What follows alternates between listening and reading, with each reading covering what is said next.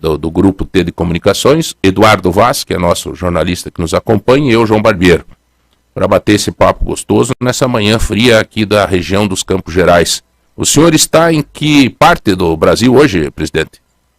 Eu estou em São Paulo, estou em casa, e eu queria, João Barbiero, cumprimentar você, cumprimentar o Márcio Martins, cumprimentar o Eduardo Vaz, e dizer para vocês que é uma alegria estar falando no programa de vocês, Manhã Total. É muito importante estar falando com o Estado do Paraná. E eu queria só dizer uma coisa para vocês. A pergunta, a entrevista, e eu tenho certeza pela qualidade de jornalistas que vocês são, tem que ser uma entrevista muito verdadeira, não há pergunta complicada, não há pergunta difícil. Eu tenho dito em todas as entrevistas que a única coisa que pode acontecer é eu não saber responder uma pergunta. Quando eu não souber, eu falo para vocês, não sei. Aí a gente pede para os universitários responder. Viu, presidente, mas fique tranquilo que não precisa o senhor pedir isso, transparência aqui, porque era o que ia ter, viu, presidente? Era o que ia ter, pode ter certeza disso. Presidente Lula, eu quero começar fazendo uma pergunta um pouco diferente. Para o Lula, o que é democracia? Olha, para mim, democracia é você ter liberdade de expressão, você ter liberdade de ir e vir, você ter liberdade de falar o que você quiser, sendo que você precisa respeitar apenas o direito dos outros. Ou seja, no fundo, a democracia é você poder fazer tudo desde que você não tire o direito do outro fazer. O presidente, mas o senhor fala em liberdade de expressão e existe um burburinho e umas interpretações de algumas entrevistas suas que o senhor quer controlar a mídia. Aí então, já não tem. Como é que... Primeiro, João Barbiero, essa é uma narrativa construída por algumas pessoas que vem desde o último ano que eu era presidente da República. Contra essa narrativa de que eu quero controlar a imprensa, eu tenho uma vida política, eu não tenho um dia de política. Eu tenho 50 anos de vida política, tenho 20 anos de sindicalismo, tenho 8 anos de presidente da República, e eu duvido que em algum momento do meu governo houve qualquer interferência para que a imprensa não fizesse aquilo que ela quer fazer, porque na minha compreensão, quem vai controlar a imprensa, no rádio são os ouvintes, na televisão é o telespectador, na internet são os internautas, e nos jornais e nas revistas é o leitor. Às vezes quer controlar. Agora, o que eu quero, na verdade, é que nós precisamos discutir uma relação, sobretudo da mídia eletrônica, porque a última regulação é de 1962, o mundo mudou muito, e nós precisamos, então, discutir. Quem é que vai fazer isso? É um debate com a sociedade brasileira.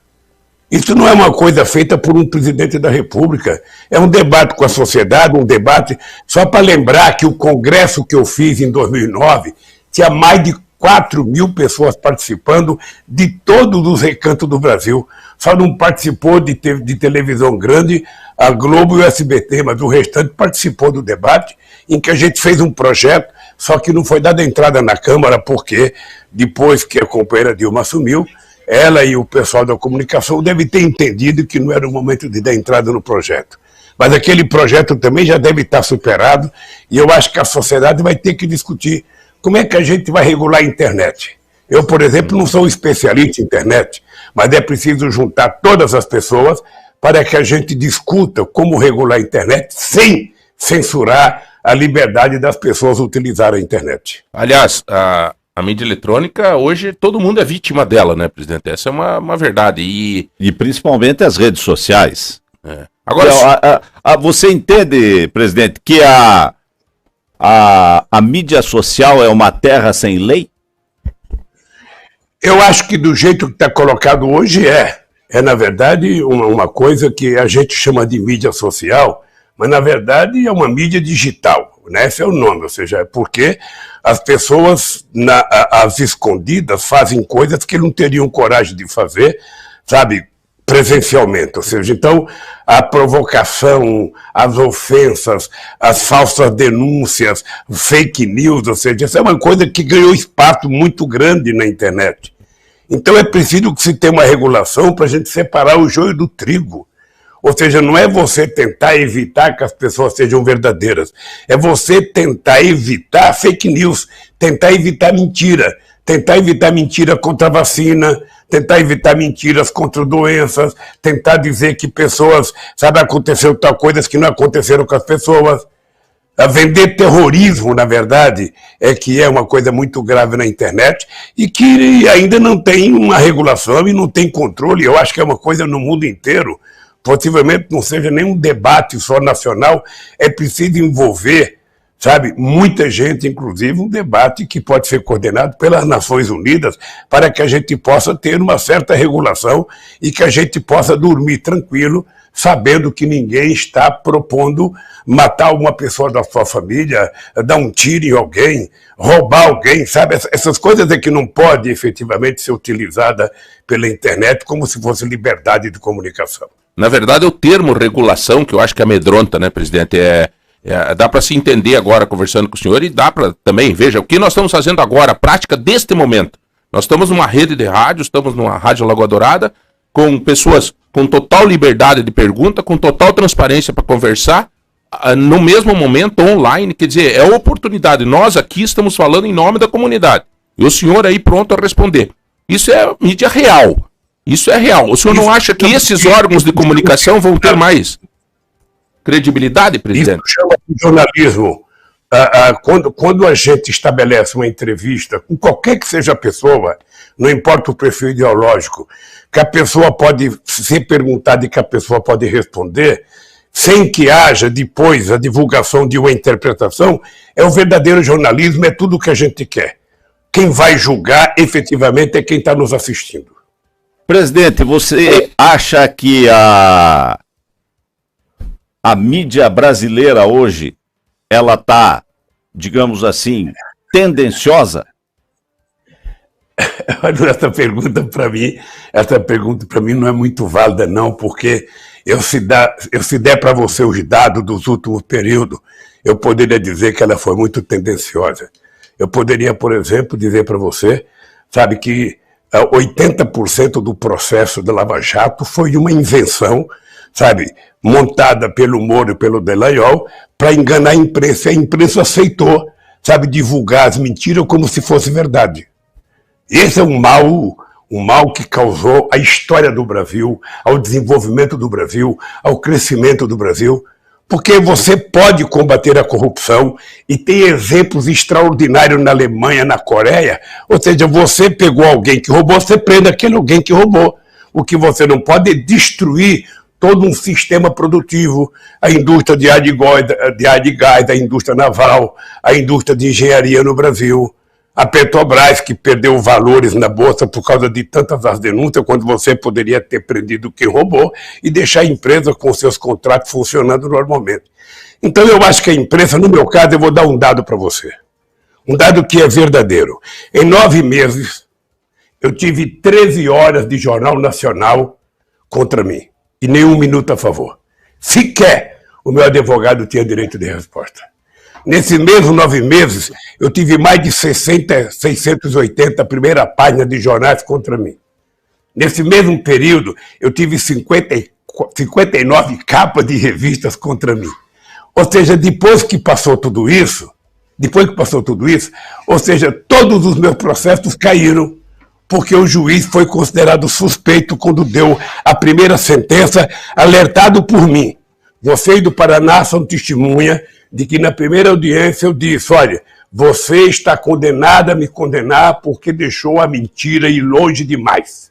E aconteceu o que estava previsto. Mas, presidente, o senhor não cometeu erro nenhum, presidente, nem o seu partido? Então, o senhor acha que realmente foi teve quais são os erros que foram cometidos que o senhor, se for presidente, não cometeria novamente?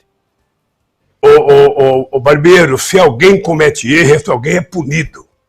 O que você não pode é acusar alguém de um erro que não cometeu. Isso que é o grave. Ou seja, qual é a punição que recebe um cidadão que te acusa de ladrão? Que destrói a tua família? Que destrói toda uma história e uma biografia que você construiu?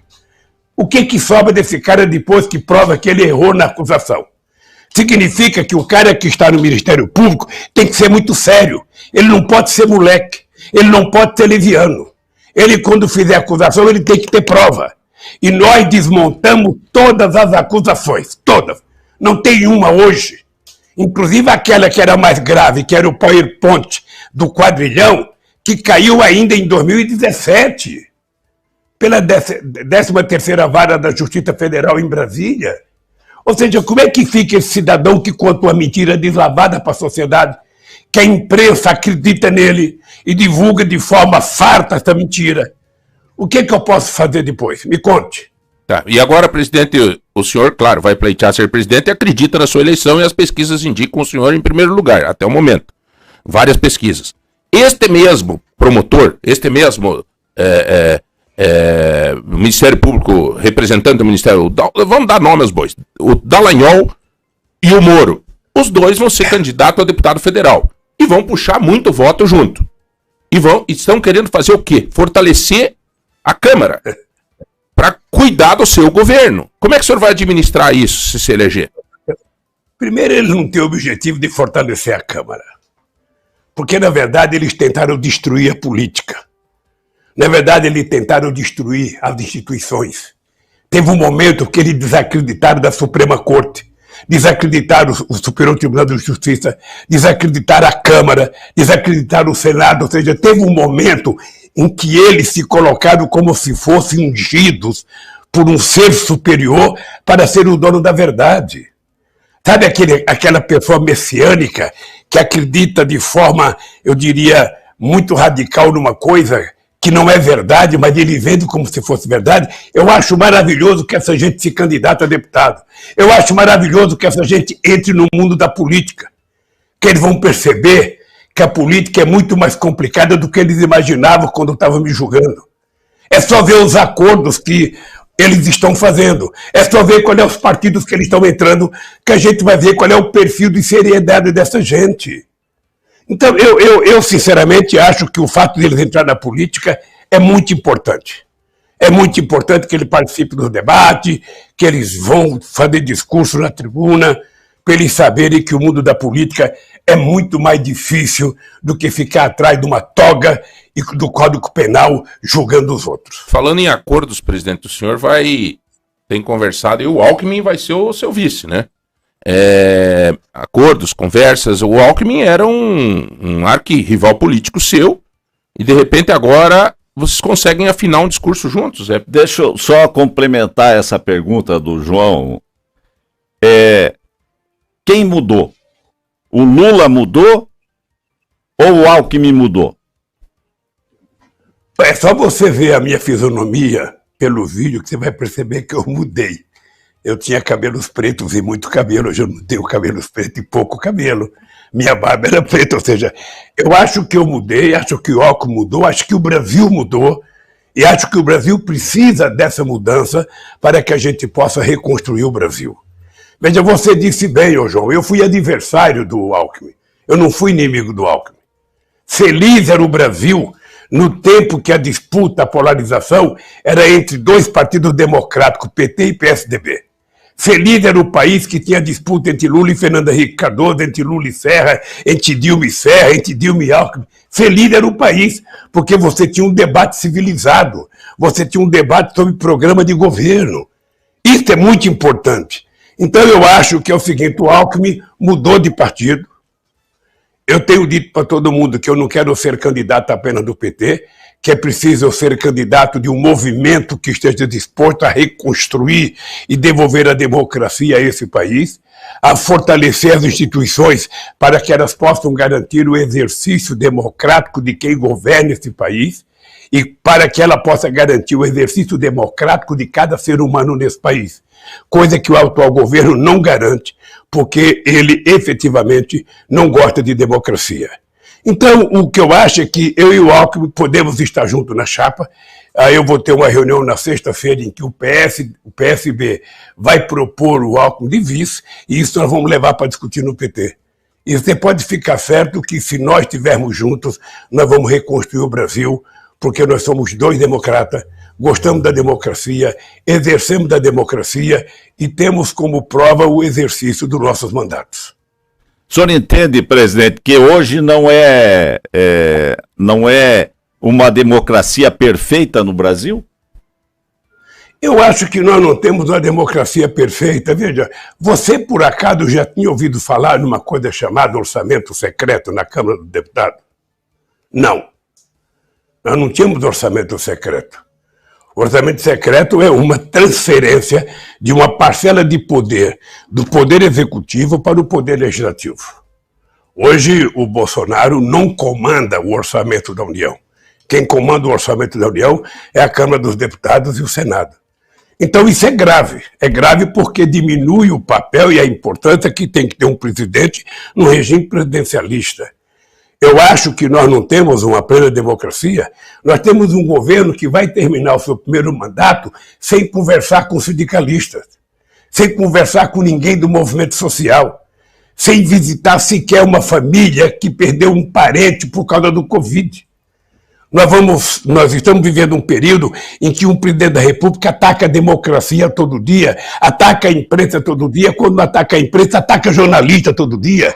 E não é o presidente sozinho, é ele e a família toda. Ou seja, nós temos um presidente que acaba de atingir, sabe, com acusações que jamais poderia acontecer, a Miriam Leitão. Ou seja, acusando ela, sabe, porque ela foi presa. Então, esse tipo de gente não presta para governar o Brasil. Esse tipo de gente que enaltece o Ustra, que foi um torturador nesse país, que tenta utilizar as Forças Armadas como se fosse dele, quando as Forças Armadas é uma instituição do povo brasileiro, que rouba as cores do Brasil como se fosse o partido dele, a bandeira nacional, a camisa da seleção brasileira, ou seja, aquilo que é, na verdade, de todos, ele tenta extrair para ele. Então, qual é a prática democrática dele? Nenhuma. Não respeita direitos humanos, não respeita negro, não respeita índio, sabe? Provoca o desmatamento todo santo dia. Sabe? É o seguinte, ele não gosta de uma relação civilizada. Ele faz questão de ser ogro, ele faz questão de ser ignorante, ele faz questão de ofender as pessoas, sabe? De tudo quanto é jeito. Então, o Brasil não precisa disso, gente. O Brasil precisa de alguém que seja um harmonizador, sabe? Alguém que, sabe, estimule a paz, a harmonia, a fraternidade, a solidariedade, o crescimento econômico, a distribuição de riqueza, alguém que ajude o pequeno e médio produtor rural, alguém que ajude o micro e pequeno empresário. Sabe, é disso que o Brasil está precisando para crescer e se transformar numa grande nação. Agora, e, lamentavelmente, não faz isso. Agora, presidente, a Constituição de 1988 transformou o Brasil num modelo híbrido. Isso na minha opinião. Ela não é presidencialista ao ponto do presidente poder tudo, assim como ela não é parlamentarista, assim como o parlamento elegeria o primeiro-ministro. Agora eu faço uma pergunta. Como você vê a formação desses blocos na Câmara de Deputados ao longo desde 88 para cá? Você inclusive já participou lá, você foi deputado ao seu tempo. E essa formação de blocos, hoje se fala muito no tal do Centrão. Mas como é que é fazer uma administração em que você tem que combinar com a Câmara aquilo que você vai fazer? Ô Márcio, eu fui constituinte e, na verdade, a maioria estabelecida na Constituinte, que era liderada pelo PSDB, eles estavam fazendo uma Constituição parlamentarista, acreditando que na hora que fosse fazer o plebiscito, o povo iria votar para o parlamentarismo. E aconteceu o inverso, a gente tinha uma Constituição parlamentarista e o povo votou pelo presidencialismo. Então ficou uma coisa meio confusa, em que tem muita interferência no Congresso nas decisões do governo. Eu acho que isso não é de todo mal, porque eu não gosto desse regime presidencialista absolutista. Eu acho que é importante que o presidente saiba que sempre tem uma outra instituição que pode frear os ímpetos de um presidente da República, pensando sempre no melhor para o povo brasileiro. Eu acredito que o Brasil é um país que tem vocação presidencialista. Nós não temos... É que as pessoas tratam o Centrão como se fosse um partido político. Nós temos poucos partidos políticos no Brasil. Eu posso dizer para você com muito orgulho que eu sou o presidente de honra do mais importante partido político existente no Brasil, em tamanho, em grandeza, e qualquer pesquisa que você fizer e você perguntar qual o partido da sua simpatia, você vai ter o PT com 29, com 20, com 22 e vai ter o segundo com 1%, porque os outros partidos não existem, se transformaram em cooperativa de deputados. Sobretudo agora em função do fundo eleitoral, ou seja, virou verdadeiro pequenas e médias empresas, ou seja, as pessoas ficam disputando deputado, até a janela foi criada agora como se fosse o campeonato europeu, a sua janela para contratar as pessoas dos países de terceiro mundo. Eu acho isso ruim, eu acho que os partidos deveriam ter programa, ter manifesto, os partidos deveriam ser uma coisa mais séria, para que a sociedade pudesse confiar, ao votar na pessoa, votar no partido. Porque tem muita gente que acha que é importante não ter partido, eu quero votar na pessoa. Acontece que a pessoa precisa ter alguém para discutir, alguém que defina a sociedade, tem que ter alguém para debater, e nós não temos. O Centrão não é um partido, o Centrão é um agrupamento de deputados que se juntam ao governo por interesses. O Centrão não existia até a Constituição de 88. Você não faz acordo com o Bloco, o Centrão. Você faz acordo com partidos. Acontece que hoje está difícil fazer acordo com partidos porque a grande maioria dos partidos, a direção apita muito pouco, as lideranças apitam muito pouco, porque agora com o orçamento secreto a relação é individual com cada deputado. Então os partidos ficaram mais fragilizados. Veja, eu tenho em mente que nessa campanha, Márcio, nessa campanha nós vamos ter que fazer um trabalho imenso para fazer com que o povo leve muito a sério a eleição para deputado e para senador. Se a gente quiser fazer mudanças substanciais para melhorar a vida da sociedade, significa que você tem que ter uma outra qualidade de deputados e deputadas. E o povo tem que saber disso. O povo tem que saber que se ele colocar uma raposa no galinheiro, a raposa não vai tomar conta da galinha e do galho, ela vai comer. Então, se você vota em deputados que pensam exatamente de forma antagônica ao que a sociedade pensa, significa que esses caras não terão, sabe, nenhum sentimento de privatizar a Petrobras, de privatizar a Eletrobras, como privatizar a empresa de fertilizante no Paraná, sabe, na perspectiva de que ia melhorar, e não melhora. Hoje nós temos um problema sério, tenta-se jogar a culpa em cima da Ucrânia, mas é um problema de responsabilidade. Eu comecei a construir uma fábrica de ureia em Três Lagoas e uma de amônia em Uberaba, isso foi paralisado. Porque o Brasil sempre deixou para fazer amanhã o que poderia fazer hoje. Então, eu estou convencido que é preciso ter uma mudança substancial no Congresso Nacional. O presidente é presidente, o legislativo legisla e o judiciário julga. Nós temos que voltar à normalidade institucional para que esse país possa ser bem governado e para que o povo possa estar tranquilizado, vivendo num país em que as instituições funcionam e a democracia vai prevalecer. Agora, só para completar essa questão, numa das primeiras intervenções suas hoje, se disse o seguinte, que você quer ser presidente ou de um grupo, não só do PT, mas sim de um grupo de partidos. E aí, eu concordo com a sua resposta quando você diz que o PT hoje é o partido de maior relevância a nível brasileiro, a nível Brasil. Por quê? Porque realmente ele continuou como sendo um partido. O PT não mudou. Os outros todos mudaram de sigla, mudaram de nome, trocou todo mundo. Mas com relação ao PT, ele se manteve assim, dentro da sua filosofia, daquilo que ele começou lá atrás, como partido político. Aí, por isso que eu pergunto, o PT vai ter que fazer um acordo com o Centrão para ganhar a eleição?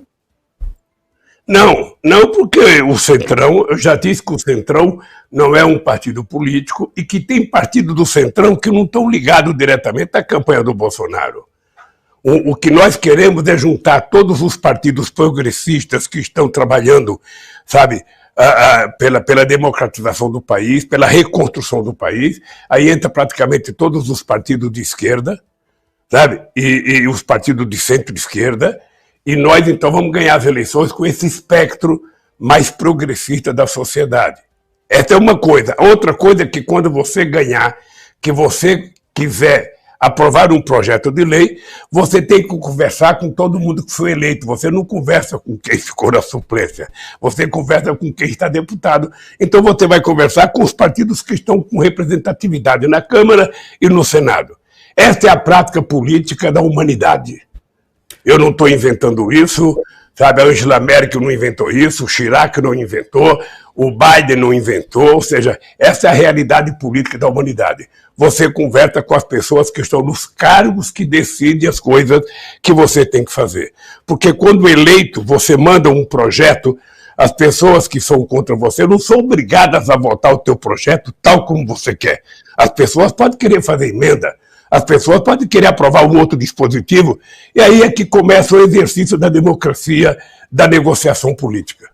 Ô, presidente, o senhor falou a respeito do Partido dos Trabalhadores. Eu gostaria de saber, presidente, qual é a sua relação hoje com a ex-presidente Dilma Rousseff e se em uma eventual eleição sua ela poderia vir a ocupar algum cargo na esfera federal dentro de um governo seu?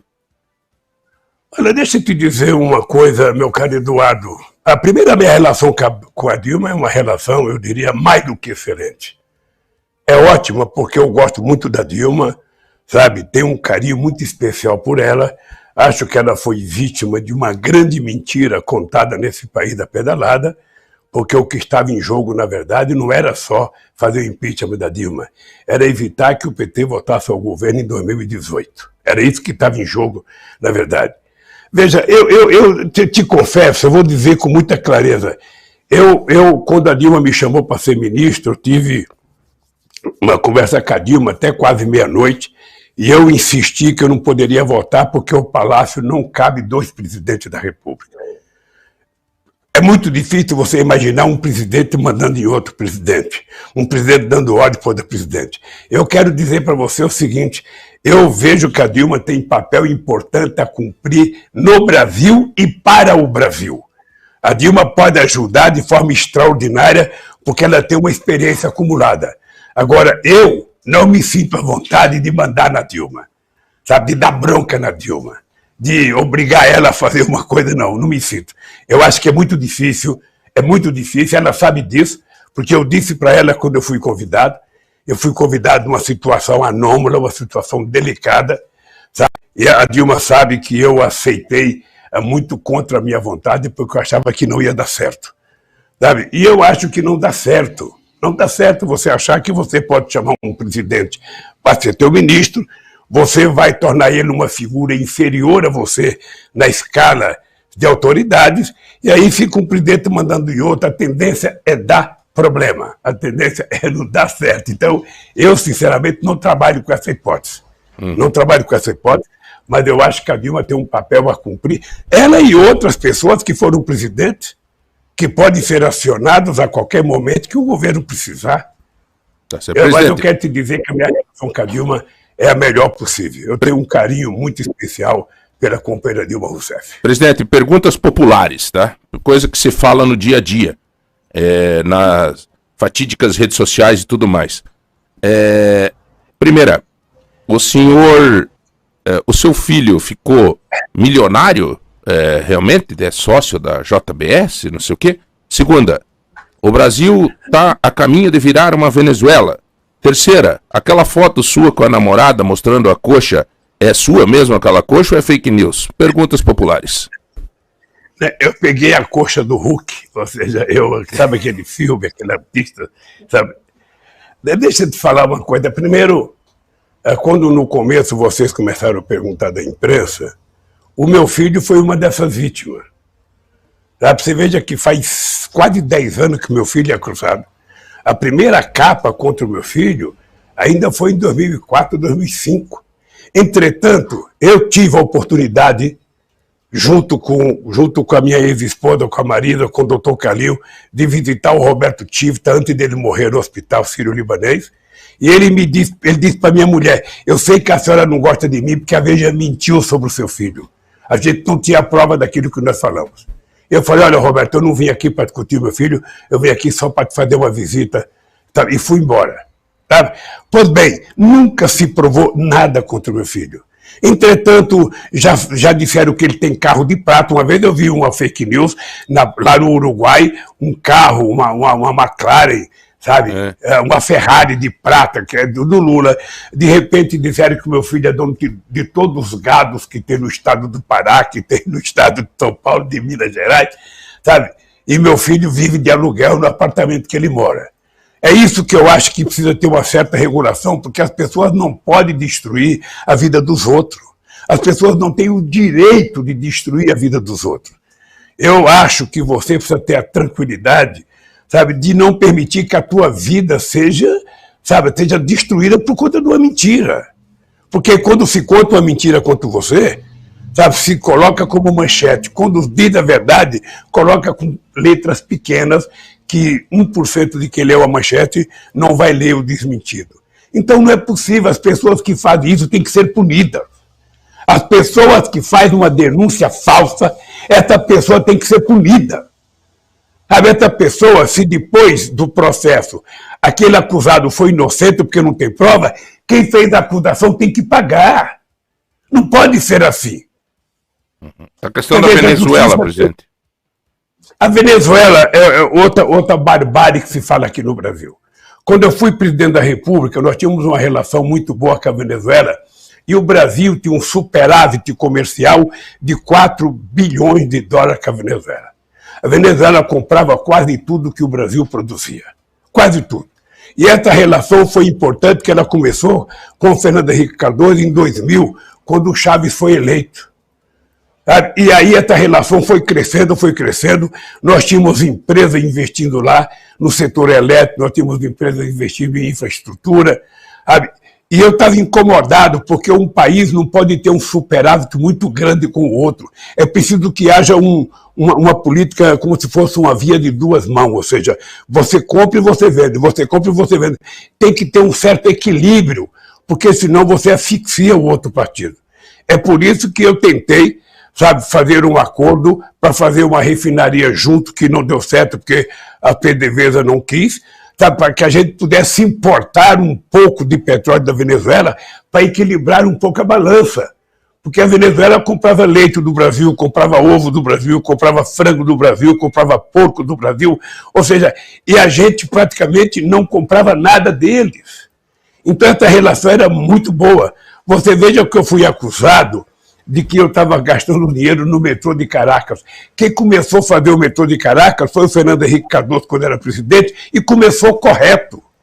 Começou correto, porque um país do tamanho do Brasil, ele pode financiar, com dinheiro emprestado, obras em outros países, sim, como o mundo investiu no Brasil. Mas com todos os problemas internos que nós temos, presidente? Mas com todos os problemas internos que nós temos? Veja, o problema é que quando você faz investimento, você não está tirando dinheiro do mercado interno porque é um dinheiro emprestado. É um dinheiro que o empresário brasileiro não tomou emprestado. Aí você empresta e você está fazendo o quê quando você empresta? É importante prestar atenção. Você está, na verdade, exportando engenharia.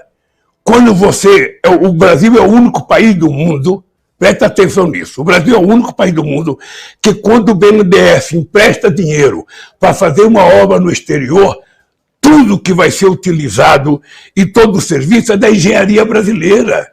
Então, na verdade, o Brasil está exportando serviço, está exportando engenharia, termina sendo uma coisa lucrativa quando você vende e uma coisa quando você recebe. É a coisa mais normal do planeta Terra. É a coisa mais normal. O Brasil se desenvolveu assim. Houve investimento da Inglaterra, houve investimento dos Estados Unidos, houve investimento do Canadá, houve investimento da Alemanha, houve investimento da Holanda, houve investimento da Noruega. porque senão o Brasil não teria se industrializado. Então é preciso parar de pensar pequeno, é preciso parar de pensar nanico. Você não está tirando dinheiro do orçamento, você está fazendo dinheiro emprestado, sabe, que as pessoas pagam juros, pagam o principal e ainda pagam pelas importações que faz de nós. Agora, presidente, você quando faz isso, você não está usando o seu crédito para passar para alguém que não tem crédito?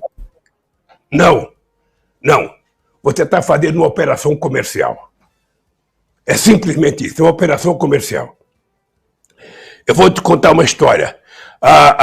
Essa rodovia, essa binacional, que sai do Acre e vai até Lima, uma rodovia que liga o Brasil ao Peru, que liga o Acre ao Pacífico, na verdade, essa rodovia ia ser financiada pelo BNDES. Tá? Aí o presidente Toledo encontrou empréstimo mais barato em outro banco. Ele não fez. Simplesmente ele não fez. Mas o que ele fez? Ele continuou contratando empresa brasileira para fazer a obra. Sabe? É muito importante que a gente pense nisso. Um país como o Brasil, um país grande, todos os países que estão no G20, por exemplo, sabe? Se puder emprestar dinheiro para desenvolvimento da África, por exemplo, o Brasil empresta dinheiro para Angola. Não tem como o Brasil perder dinheiro em Angola, porque o Brasil tem recebíveis garantido, que é o petróleo. Sabe? Então o Brasil está exportando engenharia, exportando serviço, emprestando dinheiro e recebendo dinheiro, sabe, com os juros que o Brasil determina, e ainda o Brasil exporta para lá todos os produtos que são utilizados para fazer aquela obra. É um negócio realmente importante para um país que tem vocação, tem tamanho, tem população para ser protagonista internacional. Presidente...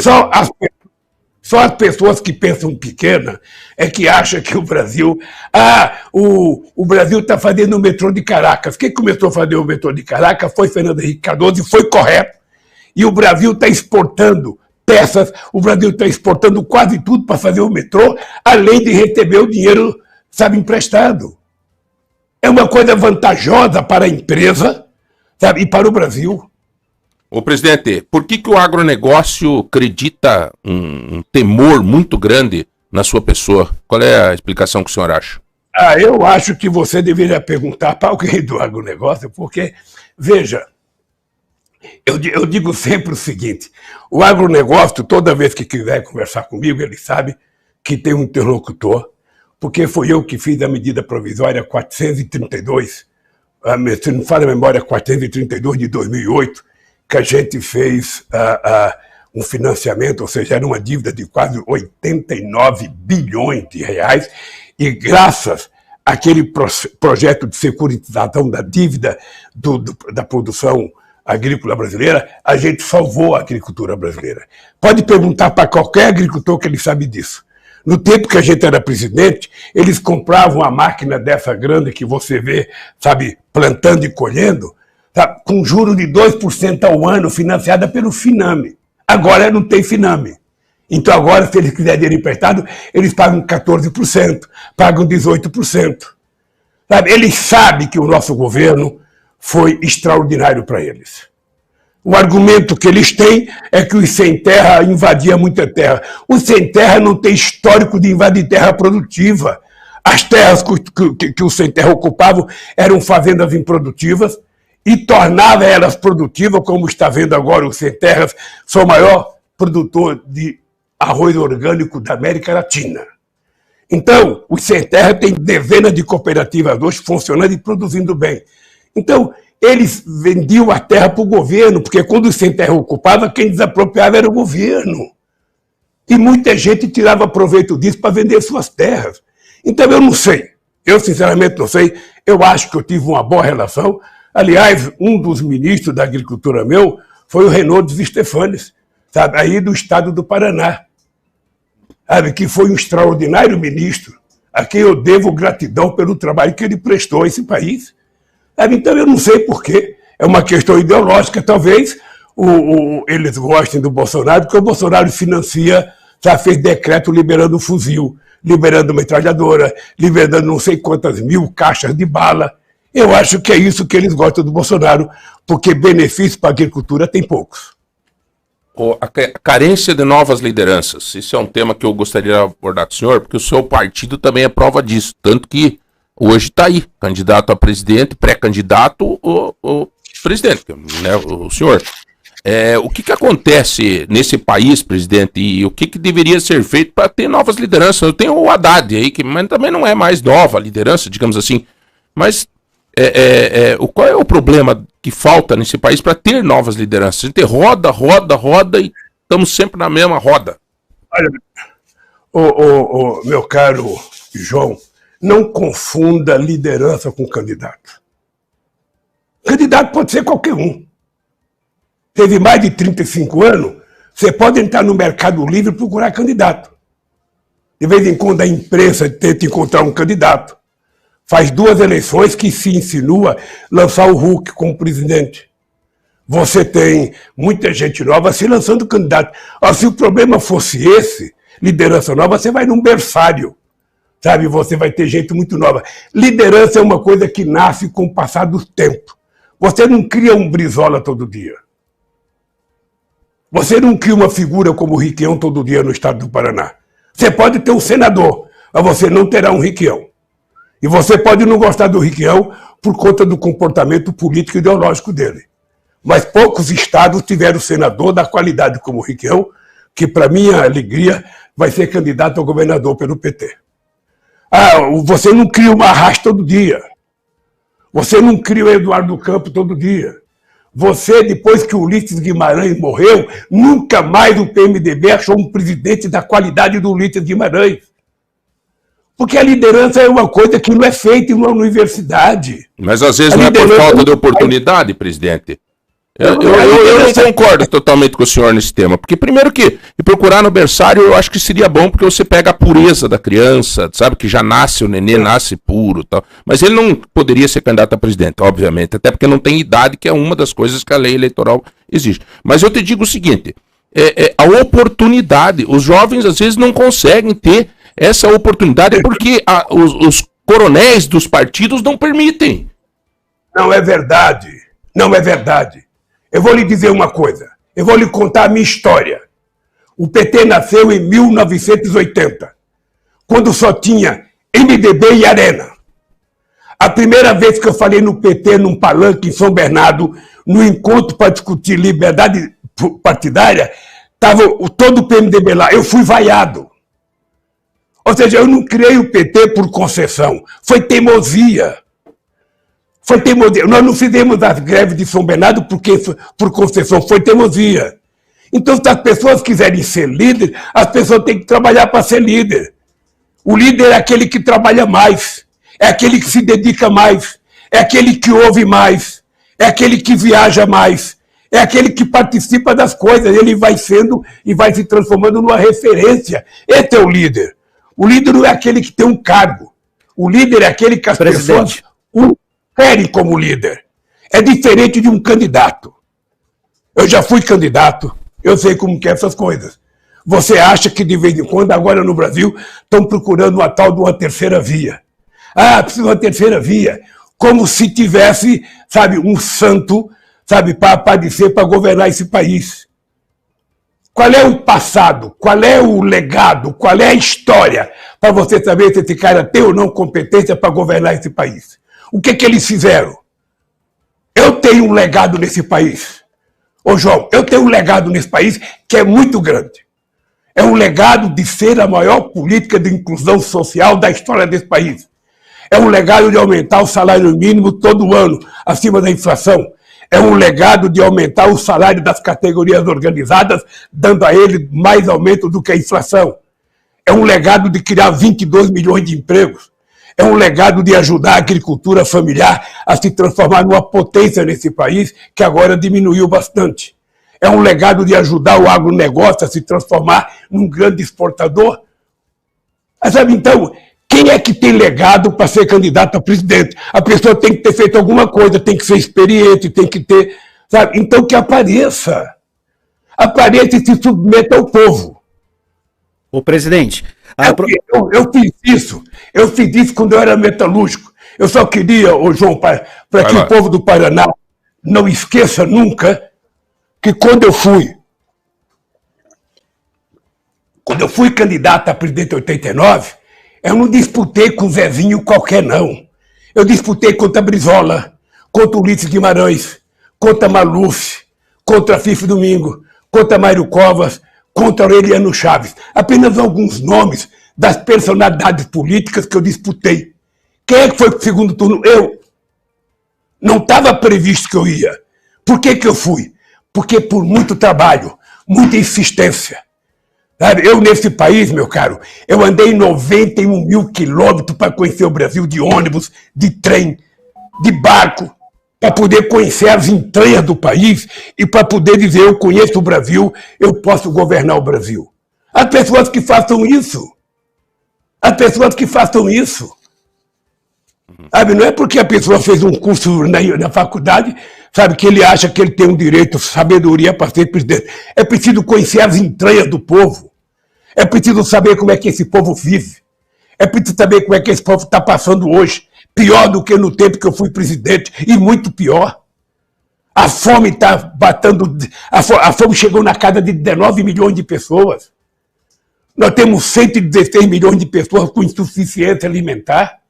Nós tínhamos estoque regulador de alimento na Conab, que não temos mais. Olha como é que está o preço do feijão, olha como é que está o preço do arroz, olha como é que está a inflação, olha como é que está o preço do gás, o preço da gasolina, o preço do óleo diesel. Uma vergonha. Presidente, o senhor não teve, o senhor não teve no seu mandato, não estou dizendo que essa política está correta, mas se o senhor tivesse no seu mandato uma pandemia, a própria guerra da Ucrânia, como é que o senhor ia administrar tudo isso para não chegar nesse caos que está? Eu vou lhe dizer uma coisa que eu tive, você já esqueceu, João, você não pode esquecer. Eu tive a crise mais importante, que é a crise de 29. Eu tive a crise do subprime. Eu tive a crise da quebra do Lehman Brothers, que fez com que os americanos gastassem trilhões e trilhões para arrumar a casa dos bancos e não tiveram o mesmo gosto de arrumar a casa do povo. Até hoje se está pagando a crise. E eu disse, no Brasil ela vai ser uma marolinha. E ela foi uma marolinha no Brasil. Porque a gente estava com um processo anticíclico de investimento. É importante lembrar que o PAC foi lançado em 2007 e a crise começou em 2008. A gente já estava com muito dinheiro. Você sabe o que eu fiz? Eu fiz o que o Biden fez agora. Eu fiz o que a Angela Merkel fez agora. Nós colocamos o dinheiro do BNDES para investir no setor produtivo, para fazer ponte, para fazer estrada, para fazer novas empresas. É esse o papel do Estado. É por isso que eu defendo um Estado forte. Porque o Estado forte não é aquele que o Estado é empresário, é aquele que o Estado é indutor do desenvolvimento. O Estado, ele não tem que fazer, ele tem que alavancar o crescimento econômico, investindo naquilo que é importante para o Brasil, e foi o que nós fizemos. É por isso que eu deixei a presidência com um crescimento de 7% do PIB. E o comércio varejista crescendo quase a 14%. Agora, presidente... Isso é no Brasil.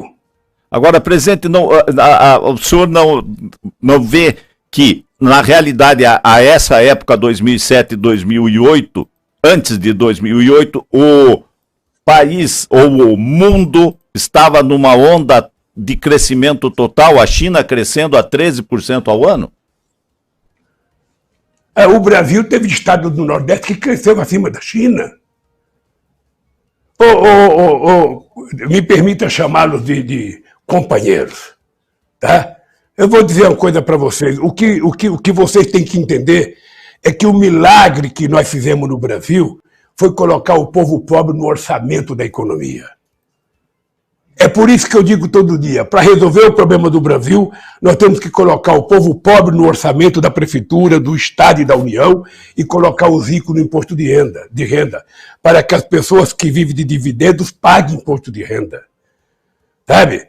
Eu vou dar um exemplo. O cara que tem uma casa muito chique aqui no Brasil e ele deixa a casa de herança, ele paga apenas 4% de imposto. Nos Estados Unidos é 50%. E ainda no Brasil se acha que paga muito imposto. Então, o dado concreto é que nós precisamos fazer uma reforma tributária. Eu tentei 2 vezes e não consegui. É por isso que eu acho que é importante as pessoas saberem que tem que votar em deputados que querem fazer uma reforma tributária para fazer justiça tributária nesse país. Quem ganha mais, paga mais. Quem ganha menos, paga menos. E eu defendo que quem ganha até 5 salários mínimos não deva pagar imposto de renda. Vamos cobrar um pouco de quem ganha mais, para que a gente possa garantir que a sociedade brasileira viva num mundo mais justo. O que é importante, que tem explicação, é por que nós tiramos 36 milhões de pessoas da miséria absoluta. Por que nós colocamos 40 milhões de pessoas, sabe, num padrão de consumo de classe média? Por que nós geramos 22 milhões de empregos? E por que até 2014 a Previdência era superavitária? Por que a imprensa, por que a Previdência é deficitária? Porque não tem emprego, as pessoas não contribuem.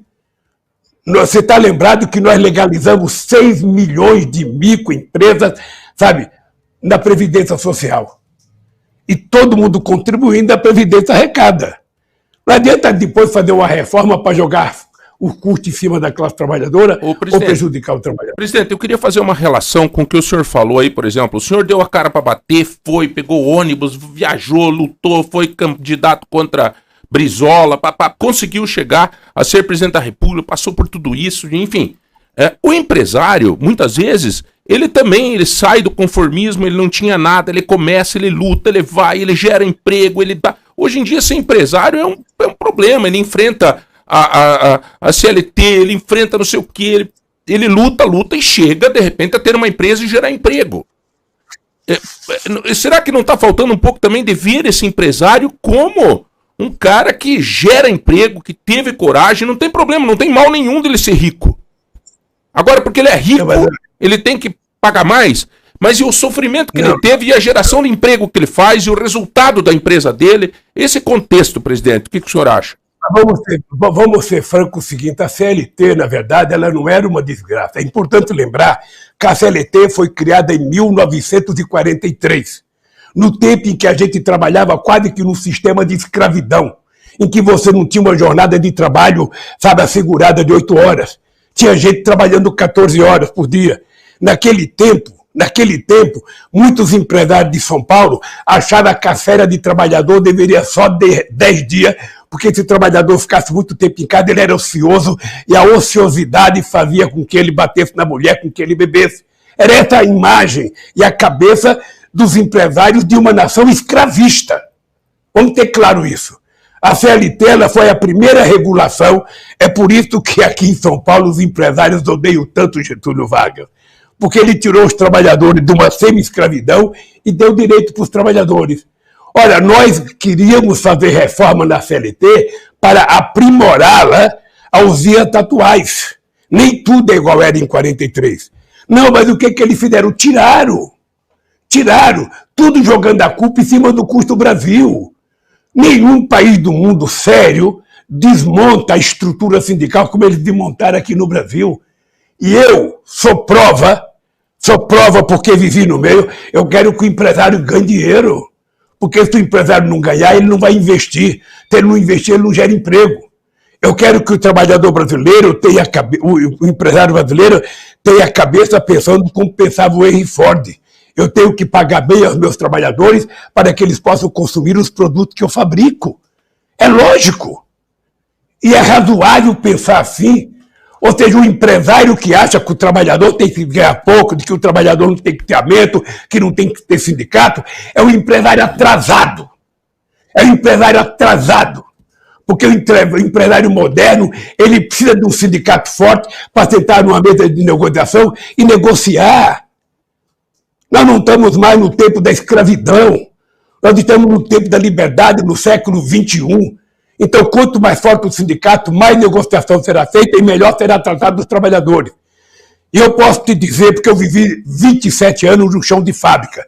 Todo trabalhador quer que o patrão ganhe dinheiro. Todo trabalhador quer que a fábrica progrida. Porque se a fábrica não progredir, se a fábrica não produzir, não tem o emprego que ele precisa. O que nós brigamos é para ser bem remunerado pelo trabalho que nós prestamos. Agora, o que é verdade é que na hora de pagar tributo, a gente tem que pagar proporcionalmente ao que a gente ganha. E eu vou te dizer, no Brasil, aqueles que vivem de renda e de dividendos não pagam mais do que um trabalhador que ganha 3 mil reais por mês. Agora, proporcionalmente, o trabalhador paga muito mais. Presidente. Então, o que nós precisamos é fazer uma política tributária justa, sabendo que as pessoas precisam sobreviver. Se o Estado for forte e tiver recurso, o Estado será um Estado capaz de induzir o crescimento econômico de forma regional, porque nós precisamos também ter um projeto de desenvolvimento regional.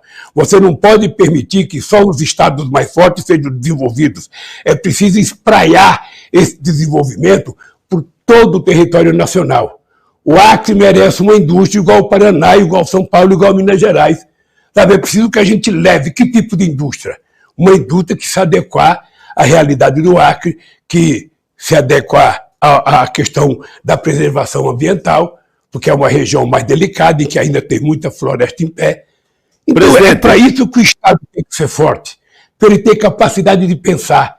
Sabe, o Estado, nós precisamos gerar novos empregos, não é isso? Ô, João, então o que nós temos que fazer? Nós temos que juntar os empresários, juntar o governo, juntar as universidades e pensar que tipo de emprego nós precisamos criar para que a gente possa enfrentar essa nova fase do capitalismo, essa nova fase da humanidade, em que as pessoas estão deixando de ser humanas, sabe? Estão virando praticamente a vítima da internet, porque é pela internet que a gente compra, que a gente vende, que a gente paga a conta, sabe? Então, que emprego nós vamos gerar?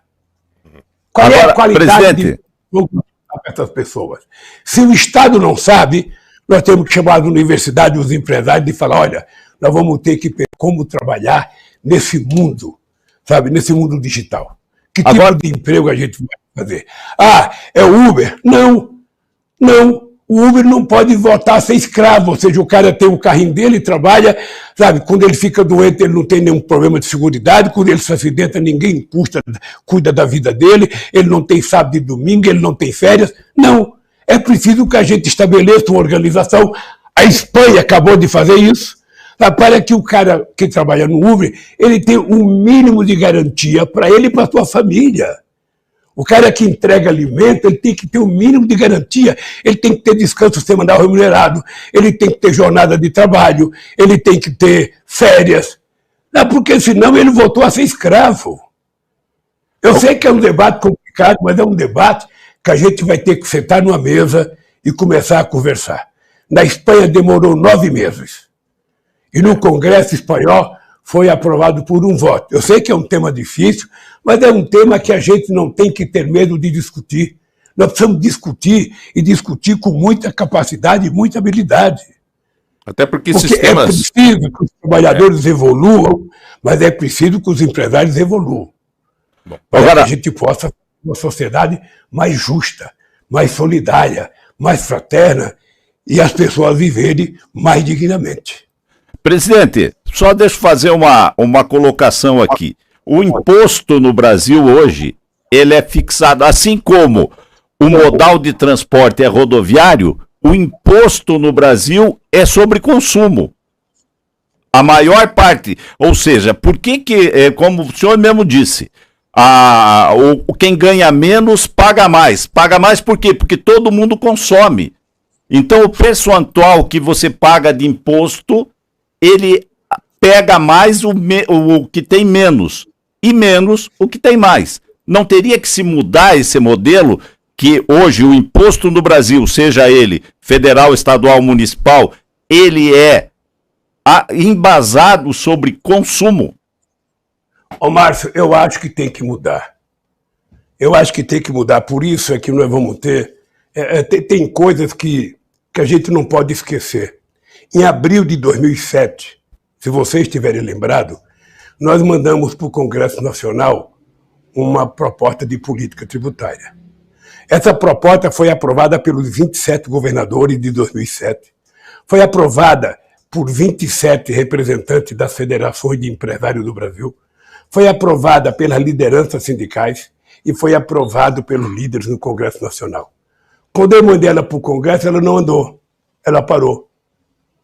Sabe? Então, o que acontece? É preciso a gente construir uma proposta tributária que tribute menos, sabe, o setor produtivo, sabe, e pode diminuir também no consumo, mas o que nós precisamos saber é o seguinte: a forma adequada possivelmente não esteja na minha cabeça, a forma adequada talvez não esteja na sua cabeça.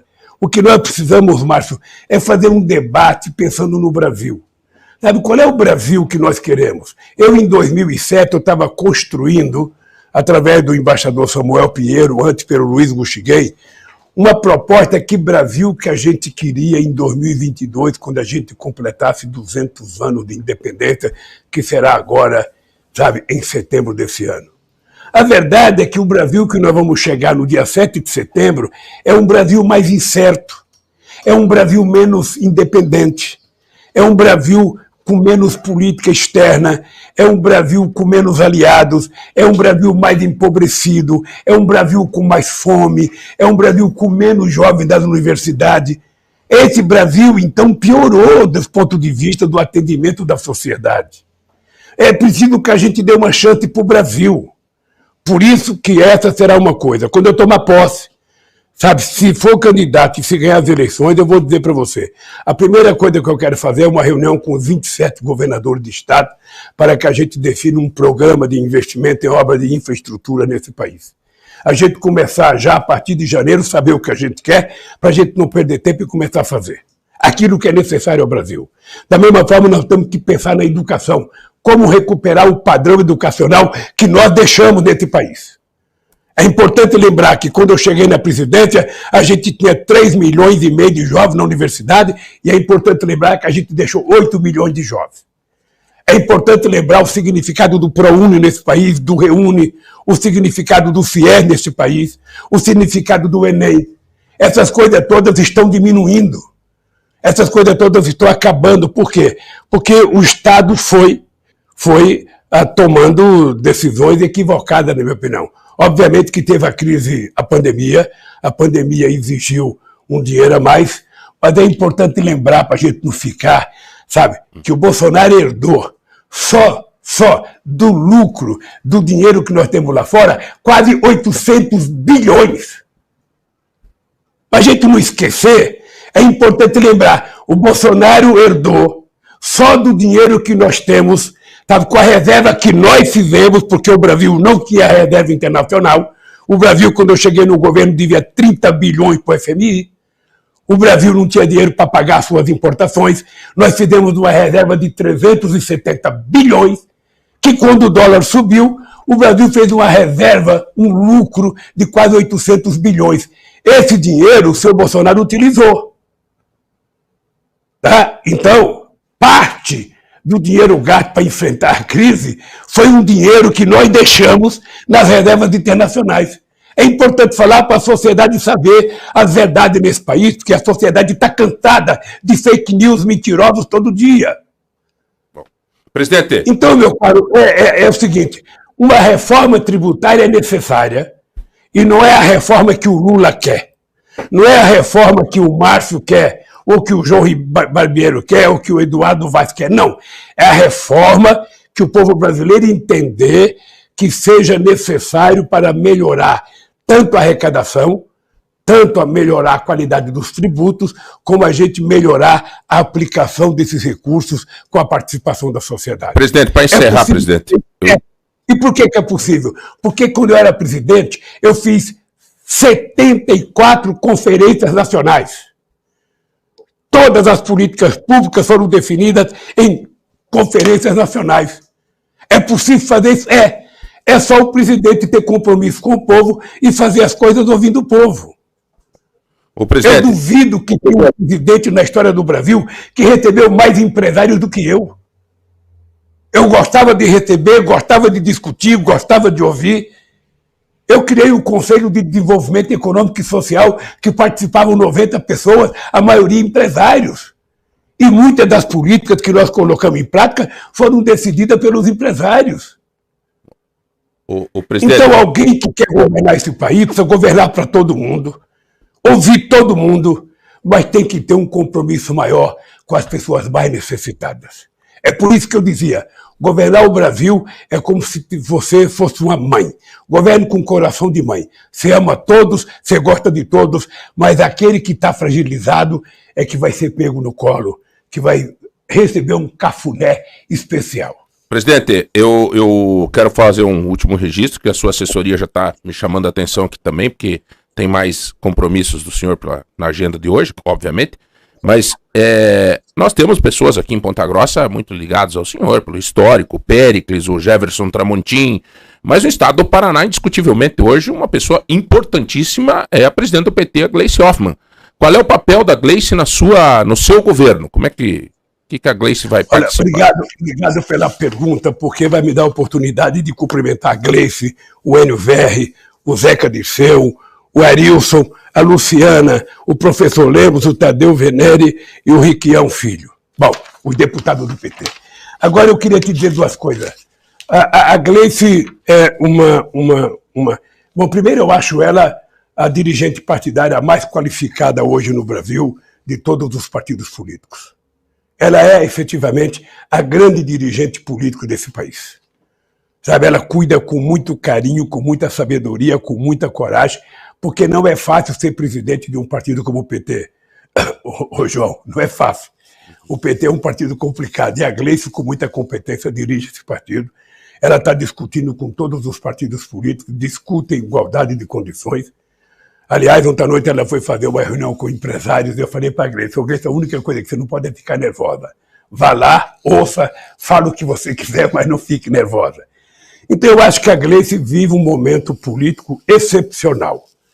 Eu, sinceramente, de vez em quando fico imaginando que Deus é petista, porque, sabe, permitir que a Gleice, sabe, dirija o PT com a competência que ela dirige significa que ela é muito madura, muito responsável e muito competente.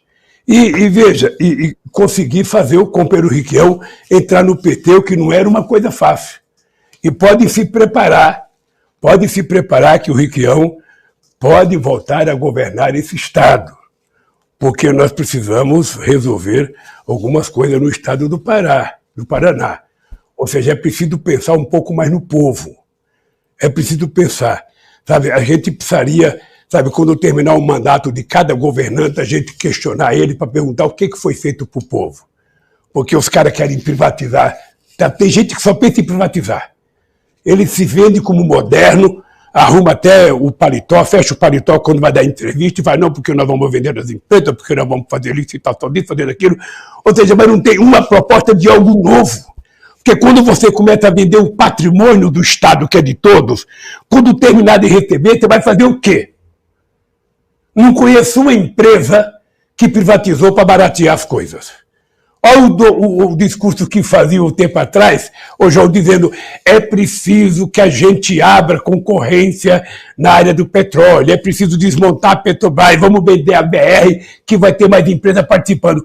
Vender a BR, hoje tem 392 empresas importando gasolina dos Estados Unidos, é por isso que o preço tem que ser precificado, porque é preciso encher a pança, sabe, dos acionistas de Nova York, em detrimento dos investimentos que a empresa precisa. A mesma coisa vale para a Copel, né, no Paraná. Ou seja, é uma empresa que está ganhando dinheiro, mas está apenas distribuindo para os correntistas. O que está fazendo de novos investimentos nesse país? Você não pode achar que só os acionistas têm direito, ou seja, tem que ter uma reserva para investimento. E não tem nenhuma explicação o preço da gasolina ser internacional, se o petróleo é nosso, se nós somos autossuficientes, se a Petrobras tem competência. Nós temos que fazer nova refinaria. Sabe, nós, quando viemos aqui na refinaria Getúlio Vargas, resolver o problema da refinaria, reformar ela para ela ficar mais moderna, ou seja, a gente não queria que ela fosse privatizada. A gente queria que ela fosse uma empresa brasileira e, se fosse necessária, sabe, que a gente aumentasse a capacidade produtiva dessa refinaria. Porque hoje o Brasil não tem capacidade de refinar porque não fez refinaria. Quando eu estava na presidência, a gente estava fazendo mais uma no Ceará e mais uma no Maranhão, simplesmente pararam. Como pararam a fábrica de fertilizante. Então, meu caro, é o seguinte, esse país tem jeito. Esse país só tem que eleger alguém que goste do Brasil, alguém que goste do povo brasileiro e alguém que não goste da boca para fora. A gente tem que saber se essa pessoa conhece o Brasil, se essa pessoa convive com esse povo. Quantas vezes esse cara que está falando ficou desempregado? Quantas vezes esse cara morou em bairro que dá enchente? Quantas vezes esse cara passou fome? Tá? Porque essa ligação com o povo é necessária para que a pessoa tenha compromisso. Senão o cara ganha as eleições e fica só. É preciso cuidar da política fiscal. É preciso fazer um teto de gasto. Olha, o teto de gasto só faz quem não tem competência. Eu aprendi esse negócio de teto de gasto com a dona Lindu. Minha mãe era analfabeta, a gente recebia um pagamento no final do mês, vinha dentro de um envelopinho amarela, a gente entregava o envelope na mão dela, ela pegava o dinheiro, separava, esse é para aluguel, esse é para padaria, esse é para o supermercado, esse é para pagar o homem de vocês. Se sobrasse, gastava em alguma coisa, se não sobrasse, não vai gastar mais. Tem capacidade de endividamento? Tem, então faça endividamento que você possa pagar. Se não tem, não faça. Agora, quando você faz um teto de gasto, e o único objetivo do teto de gasto é você evitar dar aumento de salário e evitar fazer política para melhorar a vida do povo, esse teto de gasto não vale. É por isso que eu sou contra o teto de gasto. Bom, acho que terminou, presidente. O senhor tem outros compromissos. Eu quero agradecer a oportunidade de estar conversando com o senhor aqui. Muito obrigado, Eduardo Vaz. Obrigado, Márcio, também pela oportunidade de nos dar de estar conversando com o Paraná através da tua rede de comunicação. E ao presidente Lula, boa sorte na sua caminhada, que todo esse discurso obviamente se concretize com sua força, com seu dinamismo, com seu trabalho. Para encerrar, presidente, que tipo de música o senhor está ouvindo nessa fase da sua vida? Hoje, antes de falar de música, eu queria só agradecer a você, agradecer ao Márcio Martins, agradecer ao Eduardo Vaz e dizer para vocês que foi muito bom, sabe, dar isso para vocês. Eu, na verdade, agora tenho pouco tempo para ouvir música, cara, porque eu tenho trabalhado muito. Uhum. Eu levanto 6h30, ou melhor, levanto 5h30 da manhã para fazer minha ginástica, sabe? Depois eu começo a trabalhar às 8h e estou parando 11 horas, meia-noite só para trabalhar. Uhum. As músicas que ouve é o Stuka, sabe, que está cuidando dessa gravação aqui, sabe, mexendo os pacoá todo dia, dos assessores, dos candidatos a deputados, ou seja, e tenho ouvido as músicas que o pessoal está fazendo para minha campanha, que tem umas muito boas, muito engraçadas, sabe, e é isso, eu tenho trabalhado muito. Eu fiz uma visita no Rio de Janeiro e eu tive o prazer imenso de jantar na casa do Chico, jantar na casa do Gil, jantar na casa do Martinho da Vila, depois na Bahia jantar na casa da Daniela Mercury, com muitos artistas. Eu estou fazendo uma agenda cultural. Quando eu for no Paraná, também eu vou querer fazer tudo. O meu sonho é fazer um discurso na Boca Maldita. Fazer um discurso. E depois eu quero ir ver se a gente encontra um grupo de artistas para a gente jantar e ouvir um pouco de música. Um abraço Lula no coração, obrigado, querido, para vocês, um beijo no coração. Valeu, Lula, um abraço. Olha aí, tudo bem. Fechamos então, essa... Fizemos a nossa parte, né, Márcio? Aqui é o seguinte, aqui fala